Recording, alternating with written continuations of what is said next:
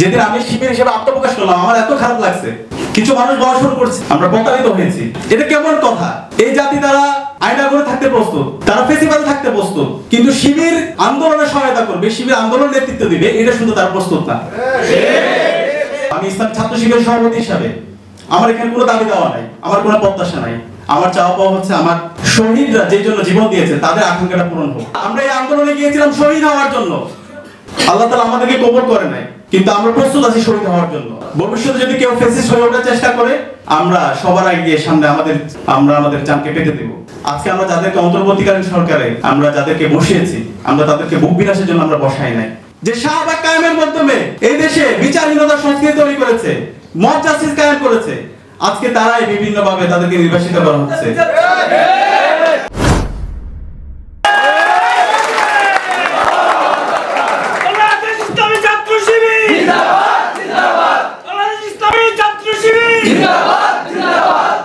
আউযু বিল্লাহি মিনাশ শাইতানির রাজিম। বিসমিল্লাহির রহমানির রহিম। আলহামদুলিল্লাহি রাব্বিল আলামিন ওয়াল আকিবাতু লিল মুত্তাকিন ওয়াসসালাতু ওয়াসসালামু আলা সাইয়্যিদিল মুরসালিন ওয়া আলা আলিহি ওয়া আসহাবিহি আজমাইন। রব্বি জিদনি ইলমা রব্বি ইশরাহ লি সাদরি ওয়া ইয়াসসির লি আমরি ওয়াহলুল উকদাতাম মিন লিসানি ইয়াফকাহু কওলি। শহীদি কাফেলা বাংলাদেশ ইসলামী ছাত্র শিবির ঢাকা বিশ্ববিদ্যালয় শাখা কর্তৃক আয়োজিত 54তম বিজয় দিবস উপলক্ষে আজকের আলোচনা সভায় উপস্থিত সম্মানিত অতিথিবৃন্দ এবং সম্মানিত ভাই এবং বোনেরা, আসসালামু আলাইকুম ওয়া রাহমাতুল্লাহ।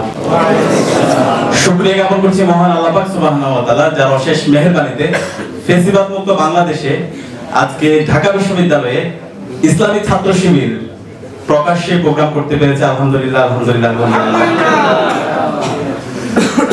প্রিয় সংগ্রামী ছাত্র জনতা, আপনারা জানেন ইসলামী ছাত্র শিবিরের উপর এবং এদেশের আপমর ছাত্র জনতার উপর গত 16 বছরে কি ধরনের দুঃশাসনের মধ্য দিয়ে আমাদেরকে যেতে হয়েছে। শিবির সন্দেহে যখন ক্যাম্পাসে কাউকে পাওয়া গেছে তাকে নির্মমভাবে নির্যাতন করা হয়েছে। নির্যাতন করার পরে তাকে থানায় দেওয়া হয়েছে। থানায় দেওয়ার পরে তাকে মামলা দেওয়া হয়েছে এবং এই মামলা দেওয়ার পরে এই দেশের যারা সুশীল সমাজের প্রতিনিধি ছিল, আমাদের বিশ্ববিদ্যালয়ের শিক্ষকরা ছিল, তারা এটার বৈধতা দিয়েছিল। শিবির মানে তাকে মারা বৈধ, শিবির মানে তার বিরুদ্ধে মামলা দেওয়া বৈধ, শিবিরের কোনো মানবাধিকার থাকতে নেই। আবরার ফাহাদ যখন শহীদ হয়েছে, আবরার ফাহাদের শাহাদাত পরবর্তী কিছু মানুষ এবং এদেশের মিডিয়া তারা কথা বলতে শুরু করেছে, না শিবির সন্দেহে কাউকে মারা যাবে না, শিবির সন্দেহে মারলে এটা একটু খারাপ কাজ, কিন্তু কেউ যদি শিবির হয় তাকে মারা যাবে। কিন্তু 24-এর অভ্যুত্থান পরবর্তী আমাদের শহীদদের আত্মত্যাগের মাধ্যমে আজকে আলহামদুলিল্লাহ আমরা আমাদের অধিকার ফিরে পেয়েছি। এদেশের আপমর ছাত্র জনতা তাদের অধিকার ফিরে পেয়েছে। আজকে শিবির পরিচয়ে আজকে আমরা আপনাদের সামনে কথা বলতে পারছি। আমরা যে মানুষ, আজকে আমরা মানুষ হিসেবে আপনাদের সামনে আমরা দাঁড়াতে পেরেছি আলহামদুলিল্লাহ। সে কারণে আজকে প্রোগ্রাম শুরুতে গভীর শ্রদ্ধার সাথে স্মরণ করছি 24-এর ছাত্র জনতার অভ্যুত্থানের সকল শহীদদের। আল্লাহ পাক সুবহানাহু ওয়া তাআলা সকল শহীদদের জান্নাতুল ফেরদৌসের মেহমান হিসেবে কবুল করুন, আমিন। প্রিয় সংগ্রামী ছাত্র জনতা, এতক্ষণ ধরে দীর্ঘ আলোচনা হয়েছে। আমি আমাদের সম্মানিত অতিথিবৃন্দকে ধন্যবাদ জানাচ্ছি, ব্যস্ততার মাঝে আমাদেরকে সময় দিয়েছেন। আমাদের আরো কিছু অতিথি থাকার কথা ছিল। ইশাক হোসেন ভাই, ওনার সাথে গতকালকে কথা হয়েছে, আজকে কথা হয়েছে। শরীর একটু অসুস্থ, যে কারণে উনি আসতে পারেনি। আশা করছি সামনে ইনশাআল্লাহ আমরা পাবো।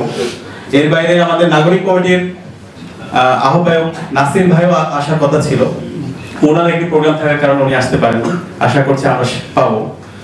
তো প্রিয় সংগ্রামী ছাত্র জনতা, আমাদের প্রত্যাশা কি? এই যে বিপ্লবটা হলো 5 জুন থেকে 36 জুলাই পর্যন্ত, মাঠ পর্যায়ে সমন্বয় এবং পলিসি মেকিং এর সাথে আমরা যুক্ত ছিলাম। এখানে হাসনাত আব্দুল্লাহ আছে এবং সার্জিস, নাহিদ, মাহফুজ, আব্দুল্লাহ ভাই, আসিফ, মাহমুদ, এই মানুষগুলোর সাথে আমার প্রথম বর্ষ থেকে আমার পরিচয় ছিল।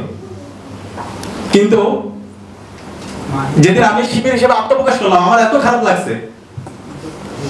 কিছু মানুষ বলা শুরু করছে তারা আমরা উই আর ডিফিটেড, আমরা প্রতারিত হয়েছি।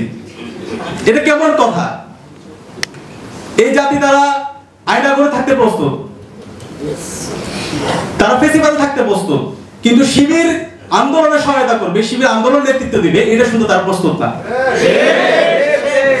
এটা আমাদেরকে অনেক বেশি কষ্ট দেয়। অনেক বেশি ব্যথিত করে। এবং আমাদের শহীদরা যদি বেঁচে থাকতো তারা অনেক বেশি কষ্ট পেত, তাদেরকে অনেক বেশি ব্যথিত করতো। আমরা যদি এই অভ্যুত্থান দেখি, এই আন্দোলন দেখি, এই বিপ্লব দেখি, শহীদদের যে আকাঙ্ক্ষা ছিল, সে আকাঙ্ক্ষা হচ্ছে আমাদের এই বাংলাদেশটাকে ইনসাফ ভিত্তিক একটি বাংলাদেশ বিনির্মাণ করা। আমাদের এই বাংলাদেশে যে ফ্যাসিজম ছিল, সেই ফ্যাসিজম যেন ভবিষ্যতে কেউ প্রতিষ্ঠা করতে না পারে, তার বিরুদ্ধে লড়াই করা।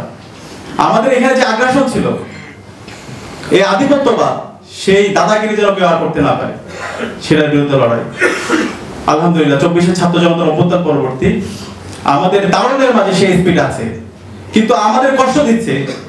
আমরা দেখতে পাচ্ছি আমাদের তারুণ্যের যে স্পিড আছে, যে ঐক্যবদ্ধ শক্তি আছে, সেই শক্তিকে ভাঙার জন্য বিভিন্ন ধরনের ষড়যন্ত্র এবং বিভিন্ন ধরনের চক্রান্ত হচ্ছে। তো আমি সবাইকে আহ্বান করবো, আমি ইসলামী ছাত্র শিবিরের সভাপতি হিসাবে আমার এখানে কোনো দাবি দেওয়া নাই, আমার কোনো প্রত্যাশা নাই। আমার চাওয়া পাওয়া হচ্ছে আমার শহীদরা যে জন্য জীবন দিয়েছে তাদের আকাঙ্ক্ষাটা পূরণ হোক। এখনো শহীদদের রক্ত দেওয়ালে লেগে আছে, এখনো আমাদের গাজী ভাই এবং বোনেরা হাসপাতালের বেতে কাতরাচ্ছে, কিন্তু আমরা তাদের স্মৃতিগুলো ভুলে যাচ্ছি। আমরা তাদের স্মৃতিগুলো ভুলে গিয়ে নিজেদের মধ্যে বিভিন্ন চাওয়া পাওয়া আমাদের মধ্যে তৈরি হচ্ছে, আমরা বিভাজনের দিকে পা বাড়াচ্ছি। আমি অনুরোধ করব আমরা যেন সবাই ঐক্যবদ্ধভাবে আমাদের এই দেশটাকে বিনির্মাণ করি। আর কত রক্ত দিব? এত রক্তের পরে যদি আমরা দেশটাই করতে না পারি, 24 যদি ব্যর্থ হয়, আগামী বাংলাদেশ ব্যর্থ হবে, আমাদের পুরো জেনারেশনটা ব্যর্থ হবে। আমরা ব্যর্থ হতে দিব না ইনশাআল্লাহ। আমরা এই আন্দোলনে গিয়েছিলাম শহীদ হওয়ার জন্য, আল্লাহ তাআলা আমাদেরকে কবুল করে নাই, কিন্তু আমরা প্রস্তুত আছি শহীদ হওয়ার জন্য। ভবিষ্যতে যদি কেউ ফ্যাসিস্ট হয়ে ওঠার চেষ্টা করে, আমরা সবার আগে গিয়ে সামনে আমরা আমাদের জানকে পেতে দেব। আমরা শাহাদাত তামান্না সবসময় আমরা আমাদের নিজেদের মধ্যে লালন করি।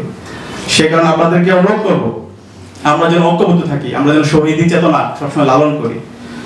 এই 24 আমাদের যে প্রত্যাশা এবং প্রাপ্তি যদি আমরা হিসাব করি, আমরা দেখা যাচ্ছে আজকে আমরা যাদেরকে অন্তর্বর্তীকালীন সরকারে আমরা যাদেরকে বসিয়েছি, আমরা তাদেরকে বুক বিলাসের জন্য আমরা বসাই নাই। শহীদদের রক্তের উপর তারা সরকার গঠন করেছে, আমরা তাদেরকে সরকারে বসিয়েছি। আমরা অনুরোধ করবো তাদেরকে, শহীদদের যে আকাঙ্ক্ষা, সে আকাঙ্ক্ষা যেন তাদের কাজের মধ্যে প্রতিফলিত হয়। আমরা দেখতে পাচ্ছি এমন এমন কিছু কাজ হচ্ছে যেটা আমাদেরকে ব্যথিত করছে। আমাদের ব্যক্তিগত এখানে কারো চাওয়া পাওয়া নাই, কিন্তু শহীদদের যে আকাঙ্ক্ষা, সেই আকাঙ্ক্ষাগুলো তাদের কাজের মধ্যে প্রতিফলিত হোক, এটা আমাদের চাওয়া। গত 16 বছরে যারা ফ্যাসিজম কায়েম করেছে, যারা কালচারাল ফ্যাসিস্ট ছিল, তারা আজকে বিভিন্নভাবে বেনিফিশিয়ারি হচ্ছে, দেশের ষড়যন্ত্র করেছে, শাহবাগের বিচার চায়, তারা আজকে বিভিন্নভাবে সুবিধাভুক্ত হচ্ছে। যে শাহবাগ কায়েমের মাধ্যমে এই দেশে বিচারহীনতার সংস্কৃতি তৈরি করেছে, মব জাস্টিস কায়েম করেছে, আজকে তারাই বিভিন্নভাবে তাদেরকে নির্বাসিত করা হচ্ছে। আমরা সতর্ক করতে চাই, অন্তর্বর্তী সরকারি সরকারকে, আপনারা সতর্ক হন। আমরা শহীদদের আকাঙ্ক্ষা বাস্তবায়ন না হওয়া পর্যন্ত আমরা মাঠ ছাড়ছি না, আমরা আমাদের লড়াই চালিয়ে যাবো ইনশাআল্লাহ। আমরা গতকালকে দেখতে পেয়েছি 2009 সালে পিলখানা হত্যাকাণ্ডের মাধ্যমে এদেশের সবচেয়ে মেধাবী মানুষগুলোকে হত্যা করা হয়েছে। আমাদের এই অভ্যুত্থানের, এই বিপ্লবের অন্যতম দাবি ছিল সকল বিচার বহির্ভূত হত্যাকাণ্ড এবং সকল গণহত্যা, সকল মানবাধিকার লঙ্ঘনের বিচার হবে, কিন্তু আমরা আজকে দেখতে পাচ্ছি না। পিলখানা হত্যাকাণ্ডের যে কমিশন হওয়ার কথা ছিল, আজকে এটি গঠন করা হয় নাই। আমরা অন্তর্বর্তীকালীন সরকারকে অনুরোধ করব দ্রুত সময়ের মধ্যে আপনারা কমিশন গঠন করুন, না হয় আমরা জনতায় আমরা আদালত গঠন করব ইনশাআল্লাহ। তো নামাজের সময় হয়ে গেছে, সবার প্রতি উদাত্ত আহ্বান থাকবে আমরা যেন 24-এ আকাঙ্ক্ষা লালন করি। আমরা তারুণ্য বেঁচে থাকতে আমরা 24-কে ব্যর্থ হতে দিব না ইনশাআল্লাহ। আল্লাহ পাক সুবহানাহু ওয়া তাআলা আমাদেরকে কবুল করুন। ইসলামী ছাত্র শিবির এই ধরনের আয়োজন সবসময় জারি রাখবে। আপনাদের যে কোনো ধরনের পরামর্শ, পর্যালোচনা আমাদেরকে দিবেন, আমাদের জায়গা থেকে আমরা সর্বাত্মকভাবে চেষ্টা করব। এবং আজকের যারা মেহমান আছে, বিশেষ করে হাসনাত আব্দুল্লাহ, মাহিন সরকার, দুঃসময় একদম সবচেয়ে ক্রিটিক্যাল সময় যখন ছিল, আমি একটু স্মৃতিচারণ করি, যখন 19 তারিখ থেকে 2 তারিখ পর্যন্ত ইন্টারনেট ব্ল্যাক আউট অবস্থায় ছিল, কারোর সাথে যোগাযোগ করা যাচ্ছিল না। এই সময়ে এই মানুষগুলো এবং সার্জিস, হাসনাত থেকে শুরু করে নাহিদ, এই মানুষগুলোর সাথে এবং বাকি যারা সমন্বয় আছে সবার সাথে যোগাযোগ হয়েছিল এবং তাদের সাথে কাজ করার সুযোগ হয়েছিল। তো এই সময়ে অনেকগুলো স্মৃতি আমাদের আছে। এই স্মৃতিগুলো আমরা ইনশাআল্লাহ আমাদের বিভিন্ন আয়োজনের মাধ্যমে আমরা আপনাদের সামনে তুলে ধরবো। সবাইকে অসংখ্য ধন্যবাদ। আজকের মতো আমার কথা এখানে শেষ করছি। আসসালামু আলাইকুম ওয়া রাহমাতুল্লাহ।